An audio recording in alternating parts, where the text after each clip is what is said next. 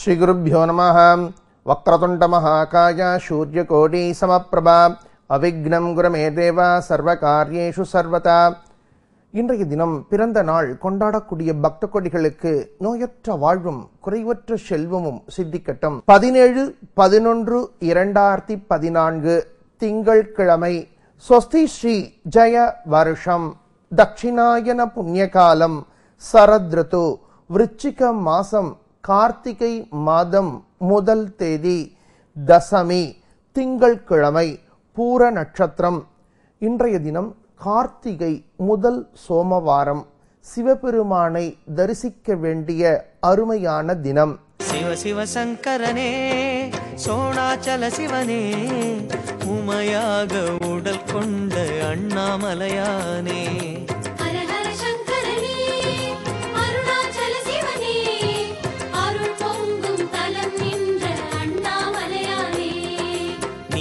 வடிவம் சிவமயமே நீலகண்டமும் சிவமயமே ஊரின் எல்லையும் சிவமயமே உலகம் யாவையும் சிவமயமே எங்கும் சிவமயமெதிலும் சிவமயமெல்லாம் சிவமயமே. எங்கும் சிவமாக எதிலும் சிவமாக அருணாச்சலமாக அமரும் ஈஸ்வரனே. ஹர ஹர சங்கரனே அருணாச்சல சிவனே அருள் பொங்கும் தலம் நின்ற அண்ணாமலையானே திரு அண்ணாமலையானே திரு அண்ணாமலையானே. இன்றைய நவக்கிரக நிலைகளை சிந்திப்போம். கடகராசியில் குரு பகவான் அருள் புரிகின்றார். சிம்ம ராசியில் சந்திர பகவான் அருள் புரிகின்றார். கன்யா ராசியில் ராகு பகவான் அருள் புரிகின்றார். துலா ராசியில் சனீஸ்வர பகவான் புத பகவான் அருள் புரிகின்றார். விருச்சிக ராசியில் சூரிய பகவான் சுக்கிர பகவான் அருள் புரிகின்றார். தனுர் ராசியில் செவ்வாய் பகவான் அருள் புரிகின்றார். மீன ராசியில் கேது பகவான் அருள் புரிகின்றார். சந்திர பகவான் பகல் 1:40 சிம்ம ராசியிலிருந்து கன்யா ராசிக்கு பிரவேசம் ஆகின்றார். அனுகிரகபத நவகிரகங்களுடைய பரிபூர்ண கிருபா கடாட்சம் அனைவருக்கும் சித்திக்கட்டும். இன்றைய தினம் திருமண நாள் கொண்டாடக்கூடிய பக்த கொடிகளுக்கு அன்பான அந்யோன்யமான ஆனந்தமான நல் வாழ்க்கை சித்திக்கட்டும். நல் வாழ்த்துக்கள். இன்றைய குளிகை நேரம் மதியம் 1:30 முதல் 3 மணி வரை. இந்த குளிகை நேரத்தை எவ்வாறு பயனுள்ள முறையில் பயன்படுத்திக் கொள்ளலாம்? வங்கிகளில் பணம் போடலாம். அதேபோல் உங்களுக்கு வீட்டுக்கு தேவையான மங்களகரமான பொருள்களை வாங்கும் பொழுது வீட்டில் மங்களம் பெருகும்.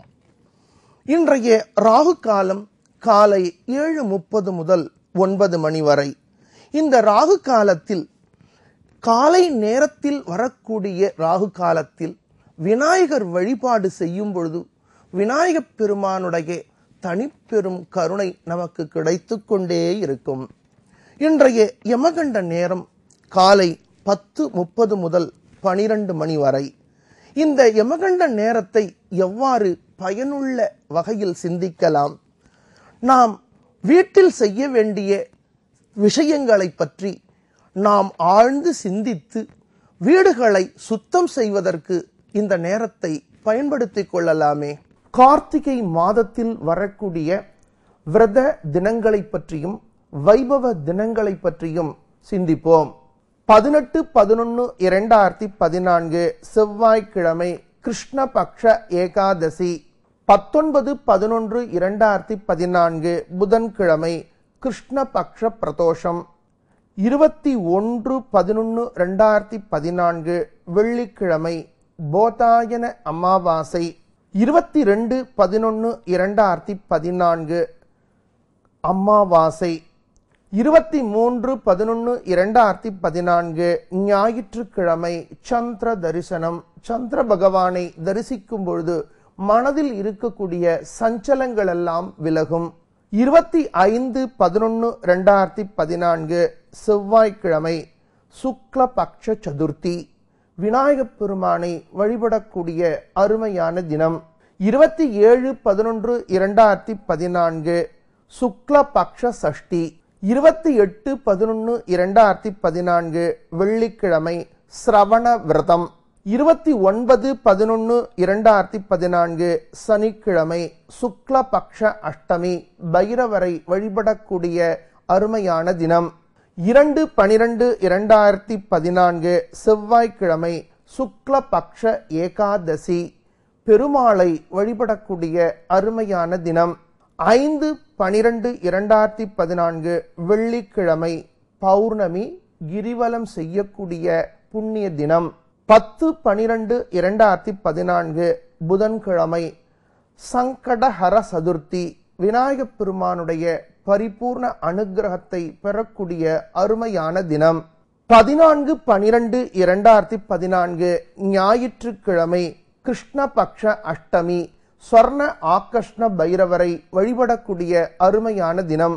14/12/2014 ஞாயிற்றுக்கிழமை பைரவருடைய ஜென்மாஷ்டமி தினம். இன்றைய தினத்திலே பைரவரை மனமாற வழிபடுறது அபரிமிதமான அனுகூலம் வெற்றியை கொடுக்கும். 5/12/2014 வெள்ளிக்கிழமை கிருத்திகை விரதம். இந்த 5/12/2014 அன்றைய தினத்திலே பௌர்ணமி கிரிவலம் கிருத்திகை விரதம் தீபம் கார்த்திகை தீபம் இவைகள் எல்லாம் சேர்ந்து வந்திருக்கு. 4/12/2014 வியாழக்கிழமை சுக்லபக்ஷ பிரதோஷம். 12/12/2014 கிருஷ்ணபக்ஷ சஷ்டி. கார்த்திகை மாதத்தினுடைய சிறப்பு வைபவங்களை பத்தி சிந்திப்போம். கார்த்திகை மாதத்துல சோமவாரம் அப்படின்னு சொல்லக்கூடிய திங்கள் கிழமையில சிவபெருமான வழிபடுறது அபரிமிதமான அனுகூலத்தை கொடுக்கும். இந்த கார்த்திகை சோமவாரத்துக்கு சிறப்பு அதிகமா காணப்படுறது. இந்த ஆண்டுல கார்த்திகை மாதத்துல 5 சோமவாரங்கள் தென்படுறது. 17/11/2014 24/11/2014 1/12/14 8/12/14 15/12/14 5 சோமவார பூஜைகள் இந்த கார்த்திகை மாதத்துல வர்றது. 22/11/2014 அமாவாசை கார்த்திகை அமாவாசை அன்னைக்கு ஸ்ரீதரையாழ்வாள் அவர் வீட்டு கிணற்றிலேயே கங்கையை வரவழைத்த அருமையான தினம். 24/11/2014 திங்கள்கிழமை வாஸ்து தினம். 4/12/2014 வியாழக்கிழமை அன்னைக்கு பரணி தீபம். 5/12/2014 வெள்ளிக்கிழமை அண்ணாமலையார் தீபம். 6/12/2014 சனிக்கிழமை வைகானச தீபம். கார்த்திகை மாதத்தினுடைய ராசி பலன்களை சிந்திக்க போறோம். ஒவ்வொரு தமிழ் மாதத்தினுடைய ராசி பலன்களை நமது கேப்டன் டிவி நிர்வாகமானது சிறப்பு அம்சமா ஒளிபரப்பின்றிருக்கு. அது மக்களிடத்துல அபரிமிதமான வரவேற்பு பெற்றிருக்கு. இந்த கார்த்திகை மாத ராசி பலன்கள்ல அபரிமிதமான மாற்றங்களை பக்த கோடிகள் சந்திக்க போறேன். பல சிரமங்களோட இருக்கக்கூடிய சில ராசி பக்த கோடிகளுக்கு இந்த மாதத்தினுடைய கிரக பயிற்சிகள்ல சில மாற்றங்கள் அனுகூலத்தை கொடுக்க போறது. இந்த தமிழ் மாதமாக இருக்கக்கூடிய கார்த்திகை மாதத்துல 3/12/2014 அன்னைக்கு குரு பகவான் கடக ராசியிலிருந்து சிம்ம ராசிக்கு அதிச்சாரம் ஆறார். அதனால எந்தெந்த ராசி பக்த கோடிகளுக்கு அனுகூலமா இருக்க போறது அப்படிங்கக்கூடிய சிந்தனைய முதல்ல சிந்திக்க போறோம். இந்த அதிச்சாரமானது 3/12/2014 முதல் 22/12/2014 வரை இருக்கிறது. இந்த காலகட்டங்கள்ல மேஷ ராசிக்காரா, கடக ராசிக்காரா, துலா ராசிக்காரா, தனுர் ராசிக்காரா, கும்ப ராசிக்காரா இவாளுக்கெல்லாம் அபரிமிதமான அனுகூலங்கள் ஏற்பட போறது. இந்த ராசி பக்த கொடிகள் இந்த காலகட்டங்களை திட்டமிட்டு பயன்படுத்தி வெற்றி பெறுங்கோ. கார்த்திகை மாதத்தினுடைய ராசி பலன்களை சிந்திப்போம். உழைப்பே உயர்வை தரும் என்ற உன்னத மந்திரம் உடைய மேஷ ராசி பக்த கொடிகளே, மேஷ ராசி காராளுக்கு இந்த கார்த்திகை மாதமானது ஒரு வெற்றி தரும் மாதமா அமைய போறது. உங்களது ராசிக்கு சதுர்ஸ்தானத்துல இருக்கக்கூடிய குரு பகவான் பஞ்சமஸ்தானத்துக்கு சஞ்சரிக்க போறார். உங்களது ராசிக்கு பாக்யாதிபதியாக இருக்கக்கூடிய குரு பகவான் பஞ்சமஸ்தானத்துக்கு சஞ்சரிக்கக்கூடிய காலங்கள்ல அபரிமிதமான அனுகூலங்களை பெறப்போறீள். இருந்தாலும் உங்களது ராசிக்கு பஞ்சமஸ்தானாதிபதியாக இருக்கக்கூடிய சூரிய பகவான் இந்த மாதத்துல அஷ்டமஸ்தானத்துல சஞ்சரிக்கிறதுனாலே ஆரோக்கியத்துல அதிக கவனம் செலுத்துறது அனுகூலத்தை கொடுக்கும். உங்களது ராசிக்கு 10-11க்கு அதிபதியாக இருக்கக்கூடிய மந்தகாரகன் சப்தமஸ்தானத்துல சஞ்சரிக்கிறார். இந்த சப்தமஸ்தானத்துல சஞ்சரிக்கிறது அப்படிங்கிறத விட அடுத்த மாதத்துல அஷ்டமஸ்தானத்துக்கு சஞ்சரிக்கக்கூடிய சனீஸ்வர பகவான் பலவிதமான சூழ்நிலைகள் மாற்றங்களை கொடுத்தாலும் இந்த கார்த்திகை மாதத்துல சில முன் எச்சரிக்கை நடவடிக்கைகளை ஏற்றுக்கிறது நல்லது. இருந்தாலும் உங்களது ராசிக்கு சஷ்டமஸ்தானத்துல ராகு பகவான் சஞ்சரிக்கத்தினாலே எதையும் சிந்திக்கக்கூடிய வல்லமை ஆற்றலானது உங்களுக்கு பரிபூர்ணமா கிடைக்க போறது. உங்களது ராசிக்கு விரயஸ்தானத்துல கேது பகவான் சஞ்சரிக்கிறதுனாலே ஆன்மீக ரீதியான தான தர்மங்களை தாராளமா செய்யும் பொழுது பகவானுடைய அனுகிரகமும் சேர்ந்து உங்களுக்கு அனுகூலத்தை கொடுக்கும்.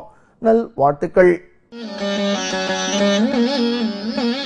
அன்பாக பேசி அனைவரையும் கவரக்கூடிய ரிஷப ராசி பக்த கொடிகளே, ரிஷப ராசிக்காரர்களுக்கு இந்த கார்த்திகை மாதமானது அபரிமிதமான அனுகூலங்களை அள்ளி கொடுக்க போறது.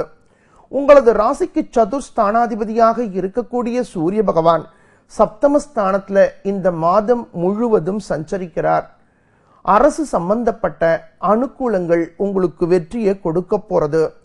உங்களது ராசிக்கு லாபஸ்தானாதிபதியாக இருக்கக்கூடிய குரு பகவான் முயற்சி ஸ்தானத்திலே கார்த்திகை மாதத்தினுடைய ஆரம்பத்துல சஞ்சரிக்கிறது அபரிமிதமான அனுகூலத்தை கொடுக்கும். இந்த மாதம் 3/12/2014க்கு முன்பாக உங்களது எதிர்கால திட்டங்களை திட்டமிட்டு செயல்படுத்துறது அனுகூலத்தை கொடுக்கும். பாக்யாதிபதியாக இருக்கக்கூடிய மந்தகாரகன் சஷ்டமஸ்தானத்துல சஞ்சரிக்கிறதுனாலே பல தடைகளை சந்திக்கக்கூடிய சூழ்நிலைகள் ஏற்பட்டாலும் லாபஸ்தானத்துல சஞ்சரிக்கக்கூடிய கேது பகவான் உங்களுக்கு அபரிமிதமான அனுகூலங்களை கொடுக்க போறார். விநாயகப் பெருமான் வழிபாட்டை தொடர்ந்து செய்யுங்கோ. வெளியூர் தகவல்களும் வெளிநாட்டு தகவல்களும் உங்களுக்கு அனுகூலத்தை கொடுக்க போறது. ரிஷப ராசி பக்த கொடிகளுக்கு வெளிநாட்டு பயணங்கள் கூட அனுகூலத்தை கொடுக்க போறது. தெய்வ வழிபாடு வெற்றியை கொடுக்கும். நல் வாழ்த்துக்கள்.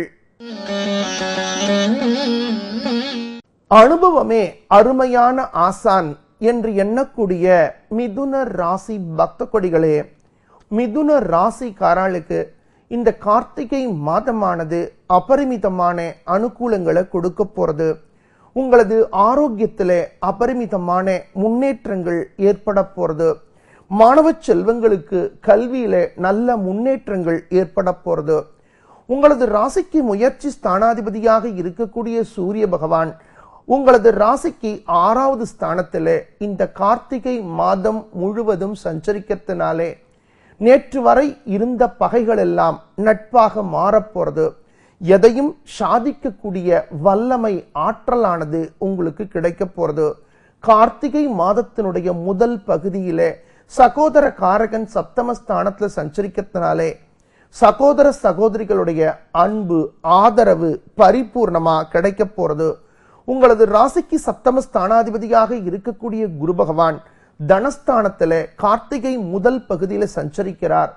உங்களது எதிர்கால திட்டங்களை 3/12/2014க்குள்ள திட்டமிட்டு செயல்படுறது அபரிமிதமான அனுகூலத்தை கொடுக்கும்.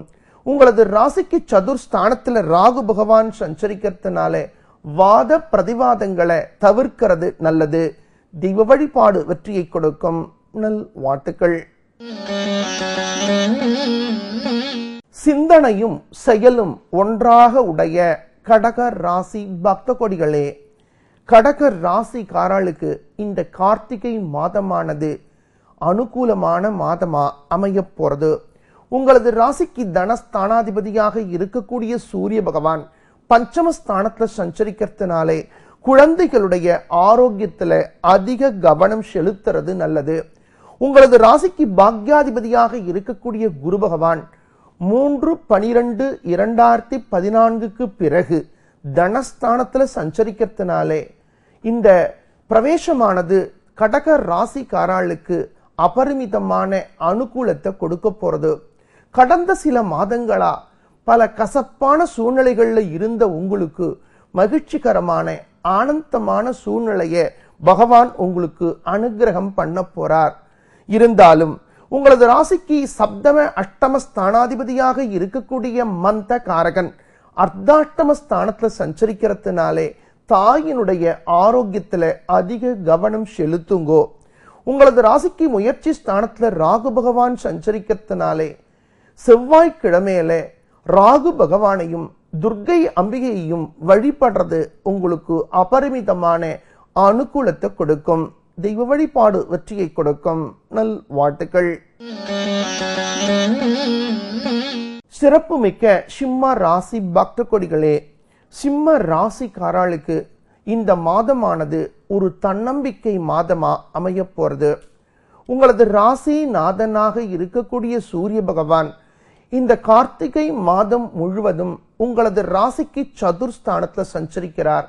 எதையும் சாதிக்கக்கூடிய தன்னம்பிக்கை ஆற்றலானது உங்களது ஆழ் மனதில தோன்ற போறது.